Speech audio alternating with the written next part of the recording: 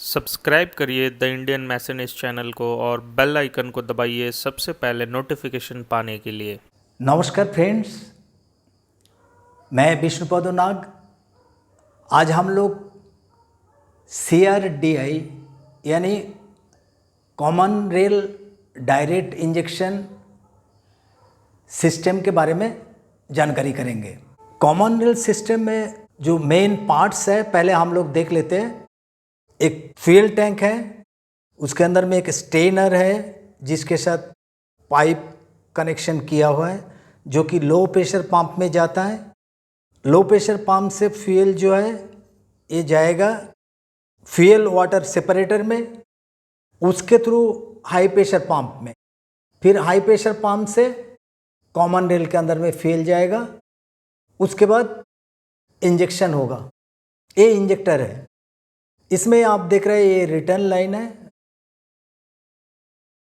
Of course CRDI system जो है electronic fuel injection system है जो कि ECU से कंट्रोल होता है। उसमें बहुत सारे सेंसर वगैरह लगाया हुआ है। हम खाली यहाँ पर एक प्रेशर सेंसर दिखाया, बाकी जो कनेक्शन है इलेक्ट्रिकल कनेक्शन वो यहाँ पर दिखाया नहीं गया। हम लोग बेसिकली देखेंगे जो कॉमन रेल सिस्टम है क्या और उसमें क्या एडवांटेजेस है। अब इसमें जो लो प्रेशर पंप है इसका काम है फ्यूल टैंक से फ्यूल को फिल्टर करके हाई प्रेशर पंप तक पहुंचाना। ये हाई प्रेशर पंप जो है ये कनेक्टेड रहता है कैम शाफ्ट के साथ। इसके अंदर में 3 प्लंजर होता है। ये प्लंजर टाइप का पंप है। ये 120 डिग्री अपार्ट में काम करता है, यानी 360 डिग्री प्लंजर तीनों काम करते रहता है। यानी एक प्लंजर प्रेशर डेवलप करना बंद करने के पहले दूसरा चालू कर दिया, कंटिन्यूअसली जो है प्रेशर डेवलप होता रहता है। और ये प्रेशर जो डेवलप होता है ये कॉमन रेल के अंदर में होता है। इसको हम लोग कॉमन रेल क्यों बोल रहे हैं? क्योंकि एक एक्यूमुलेटर है, फ्यूल को यह एक्यूमुलेट करता है, इसलिए इसका नाम एक्यूमुलेटर भी बोलता है। तो ये जितना इंजेक्टर है यहाँ पर 4 दिखाया गया। 4 सिलेंडर इंजन है। 6 सिलेंडर इंजन होगा तो 6 इंजेक्टर दिखाया जाएगा। तो सारे इंजेक्टर के लिए एक ही रेल के अंदर में पूरा फ्यूल जो है प्रेशराइज होता है।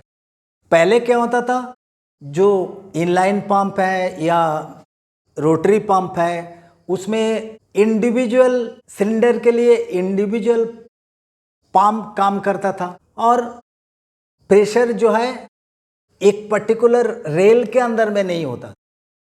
अब यहाँ पर क्योंकि चारों इंजेक्टर के लिए एक ही एक्यूमुलेटर फ्यूल सप्लाई कर रहा है, इसलिए इसका नाम कॉमन रेल है। डायरेक्ट इंजेक्शन का मतलब है ये जो फ्यूल इंजेक्ट करता है ये directly inside the main combustion chamber जो है उसी के अंदर में सप्लाई करता है। दूसरा एक सिस्टम है जिसको हम लोग IDI इनडायरेक्ट इंजेक्शन या प्री कम्बशन चेंबर इंजन बोलते हैं। उसमें फ्यूल पहले एक प्री कम्बशन चेंबर में सप्लाई होता है, उसके बाद मेन कम्बशन चेंबर में जाता है।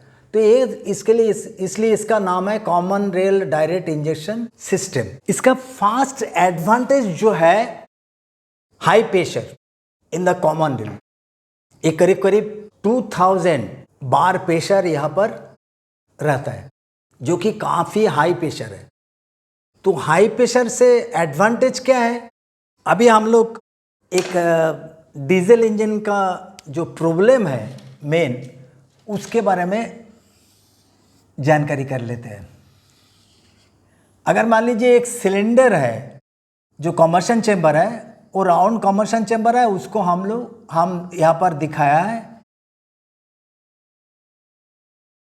इसमें देखिए जो पहले जो इंजेक्शन होता था या डीजल इंजन में जब इंजेक्शन होता है तो ये जो मेन एरिया यहाँ पर दिखा रहा है बीच में, यहाँ पर फ्यूल स्प्रे होता है। नेचुरली यहाँ पर जो है रिच मिक्सचर बनता है और यहाँ पर जो है लीन मिक्सचर बनता है। और ये जो बाकी एरिया हम दिखा रहा है यहाँ पर जो है होमोजीनियस मिक्सचर बनता है। अब लीन मिक्सचर क्या है कि नॉर्मली जो फ्यूल और एयर मिक्सचर होना चाहिए कॉम्बशन के लिए वो अप्रोक्सीमेटली 50:1 के आसपास आता है। तो लीन मिक्सचर मतलब अगर 20:1 या 25:1, रिच मिक्सचर का मतलब है 5:1 या 6:1 या 7:1 हो गया। ये 6 या 7:1 जो हम बता रहे हैं यानी फ्यूल और एयर का रेशियो है। 1 पार्ट ऑफ फ्यूल और 7 पार्ट ऑफ एयर हुआ तो रिच मिक्सचर हो गया। अगर 25 पार्ट ऑफ एयर और 1 पार्ट ऑफ फ्यूल हुआ तो लीन मिक्सचर हो गया। चाहिए हम लोग को होमोजीनियस मिक्सचर। होमोजीनियस मिक्सचर का मतलब है जितना एयर और फ्यूल का मिक्सचर रिक्वायरमेंट है वो जब होता है तो उसको हम लोग होमोजीनियस मिक्सचर बोलते हैं। तो यहाँ पर होमोजीनियस मिक्सचर एग्जैक्टली यहाँ पर भी होमोजीनियस मिक्सचर नहीं होता। होमोजीनियस मिक्सचर जो होना चाहिए through out the combustion chamber होना चाहिए। होमोजीनियस का मतलब है सब जगह में बराबर फ्यूल और एयर का mixture through out the combustion chamber, यानी यहाँ पर जितना एयर फ्यूल रेशियो होगा यहाँ पर भी उतना ही एयर फ्यूल रेशियो होगा, यहाँ पर भी उतना ही एयर फ्यूल रेशियो होगा। तो उसको हम लोग बोलेंगे होमोजीनियस मिक्सचर। और कंबशन के लिए होमोजीनियस मिक्सचर चाहिए, लेकिन ये डीजल इंजन में ये संभव नहीं होता, जिसके चलते फ्यूल जो बर्निंग होता है वो हैप्पैज़र्डली होता है। जैसे ही फ्यूल इंजेक्शन स्टार्ट होता है उसके बाद नॉकिंग स्टार्ट होता है, जिसको हम लोग डिटोनेशन बोलता है। डिटोनेशन डीजल इंजन में मास्ट होना ही है, जिसके चलते इंजन नॉइज भी बहुत ज़्यादा होता है। अब एक कॉमन रेल सिस्टम में कैसे इसको ओवरकम किया वो हम लोग डिस्कस करते हैं।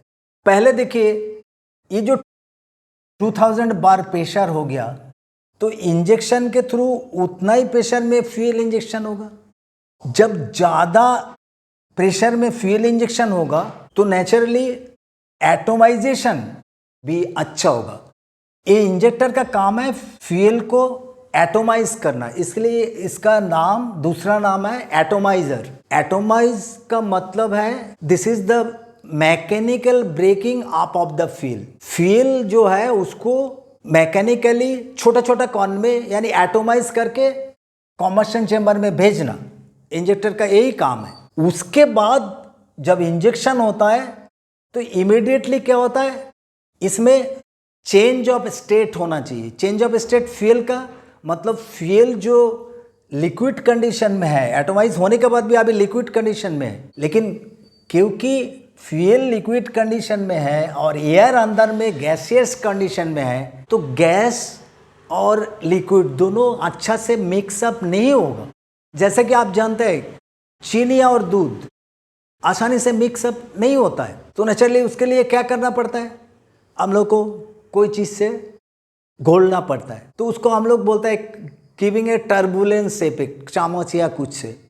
तो यहाँ पर तो टर्बुलेंट चेम्बर है नहीं, पीसी चेम्बर, टर्बुलेंट चेम्बर या जो दूसरा अदर सिस्टम यूज होता है वहाँ पर ये सिस्टम है इंजन में, लेकिन ये डायरेक्ट इंजेक्शन में ये सिस्टम है नहीं। तो कैसे ये मिक्स होगा एयर फ्यूल, तो इंजेक्टर में बहुत ज़्यादा नंबर में हम लोग होल दिया। पहले 4 होल होता था, उसके बाद हम लोग इसमें 7 होल दे दिया, अभी तो 10 होल तक आ गया। ये होल से चारों तरफ फ्यूल इंजेक्शन होता है, यानी कॉम्बशन चेम्बर के अंदर में चारों तरफ फ्यूल जो है फैल जाता है। फैलने के साथ अरे ये इतना छोटा छोटा कण रहता है कि कंप्रेशन टेम्परेचर से फ्यूल इमीडिएटली जो है वो वेपराइज कंडीशन में आ जाता है। तो वेपराइज होने का मतलब है वो गैसियस कंडीशन में आ गया। तो दोनों ही गैस है, नेचुरली ये आसानी से मिक्सअप हो जाता है, और मिक्सअप होने से कंबशन जो होगा प्रॉपर होगा। इसलिए देखिए सीएनजी इंजन जो है, जो गैस सीएनजी गैस हम लोग जो यूज़ करते हैं, उससे एडवांटेज क्या है, सीएनजी जो फ्यूल हिसाब से यूज़ होता है वो गैसियस कंडीशन में है, और जो आपका एयर है वो भी गैसियस कंडीशन में है, आसानी से मिक्सअप हो जाता है। तो नेचुरली जो कंबशन होता है प्रॉपर होता है और उसमें एमिशन भी कम होता है। तो उसको एमिशन को हम लोगों को कम करने के लिए ये कॉमन रेंज सिस्टम में बहुत हाई प्रेशर यूज़ करना पड़ा। तो ये जो प्रॉब्लम है डीजल इंजन का उसके बारे में हम आप लोगों को बता दिया। उसके बाद देखिए ये जो इंजेक्टर है इसमें हम लोग एक पायलट इंजेक्शन कराते हैं, पायलट या प्री इंजेक्शन, क्योंकि रेल के अंदर में प्रेशर हमेशा अवेलेबल है। नेचुरली ये इंजेक्टर जो है ये सोलेनॉइड ऑपरेटेड है, इलेक्ट्रॉनिकली कंट्रोल है। जो हमारा कंट्रोल मॉड्यूल है यानी जो ECU है वो क्या करता है, पहले थोड़ा सा फ्यूल स्प्रे करेगा जिसको हम लोग पायलट इंजेक्शन बोलते हैं।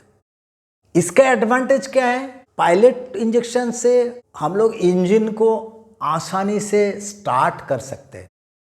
जब इंजन क्रैंकिंग होता है उस टाइम में जब पायलट इंजेक्शन होगा तो ये जलेगा, जलने के बाद कंप्रेशन जो टेम्परेचर है उसको बढ़ा देगा। बाद में जब मेन इंजेक्शन होगा उस टाइम में फ्यूल आसानी से जल जाएगा और जिसके चलते इंजन जो है स्टार्टिंग टाइम जो है इसमें रिड्यूस हो गया। कॉमन रेल सिस्टम में आसानी से इंजन स्टार्ट हो जाता है। इसके बाद पायलट इंजेक्शन के बाद इसमें मेन इंजेक्शन होता है, लेकिन यहाँ पर मेन इंजेक्शन एक नहीं होता है। किसी किसी इंजन में 2 होता है मेन इंजेक्शन, किसी किसी में 3 इंजेक्शन होता है मेन। और उसका टाइम जो है वो कैलकुलेट करके किया गया है कि कंबशन जो है वो प्रॉपरली हो। एक साथ में फ्यूल डाल देने से, जो कि हम पहले ही बताए, हैप्पैसाइडली कंबशन होता और उसमें नॉइस प्रोड्यूस होता, बॉन्डिंग ठीक से नहीं होता। अब क्या है, हम लोग इसको मैपिंग करके फ्यूल इंजेक्शन कर रहे हैं। एक मेन इंजेक्शन, फिर उसके बाद दूसरा मेन इंजेक्शन, किसी किसी इंजन में 3 मेन इंजेक्शन किया जाता है, जिसके चलते कंबशन प्रॉपर होता है तो नॉइस कंट्रोल होता है, फ्यूल जो है पूरा कंप्लीटली जलता है, नेचुरली पॉल्यूशन भी कम होता है तो एमिशन भी कम होगा। उसके बाद एक पोस्ट इंजेक्शन होता है, यानी पहले पायलट इंजेक्शन हुआ, फिर 2 या 3 मेन इंजेक्शन, उसके बाद एक पोस्ट इंजेक्शन। ये हम लोग पोस्ट इंजेक्शन को यूज़ करते हैं। इसके अंदर में जो शूट है पार्टिकुलेट मैटर, वो शूट वन प्रोसेस के लिए कि मिनिमम पार्टिकुलेट मैटर जो है एग्जॉस्ट सिस्टम में बाहर आए और DPF जो है डीजल पार्टिकुलेट फिल्टर जो है उसका काम कम हो जाए। तो ये पोस्ट इंजेक्शन भी हम लोग एक कॉमन रेल सिस्टम के थ्रू यूज़ करते हैं। तो इससे हम लोगों को पता चला कि ये जो कॉमन रेल सिस्टम जो है बहुत ही अच्छा सिस्टम है। इसमें ओवरऑल इंजन परफॉर्मेंस जो है बेटर होता है, एमिशन जो है कम होता है, यानी नॉइस पोल्यूशन और बाकी जो एमिशन जो होता है ये नॉक्स, हाइड्रोकार्बन, ये सब भी काफ़ी कम प्रॉब्लम क्रिएट करता है। इसके चलते आजकल जो है सारे गाड़ी में, यानी ज़्यादातर गाड़ी में common rail direct injection system use किया जा रहा है। तो इन शॉर्ट में एक बार हम लोग फिर देख लेता है जो मेन कॉमन रेल सिस्टम जो है उसका पार्ट्स जो है वो हम लोग पहले ही बता दिया। Fuel tank, low pressure pump, high pressure pump, fuel water separator, injector, common rail, और इसका जो फंक्शन है ऑलरेडी इसका हम लोग एक्सप्लेन किया है कि कॉमन रेल में करीब करीब 2000 बार प्रेशर तक इसमें प्रेशर क्रिएट किया जा सकता है। और इंजेक्शन जो होता है प्रॉपर होता है, naturally proper injection, high pressure injection, जिसके चलते इंजेक्टर से एटोमाइजेशन फ्यूल का बहुत अच्छा होता है, वो जल्दी से वेपोराइज हो जाता है, यानी गैसियस कंडीशन में आ जाता है। और गैसियस कंडीशन में आने से एयर के साथ मिक्सअप अच्छा से होता है तो कंबशन प्रॉपर होगा। तो ये सारे एडवांटेजेस जो है एक CRDI सिस्टम का है। Thank you very much. इसके बाद हम लोग अगले वीडियो में मिलेंगे जिसमें दूसरा कोई टॉपिक्स के बारे में हम लोग डिस्कशन करेंगे। Thank you very much.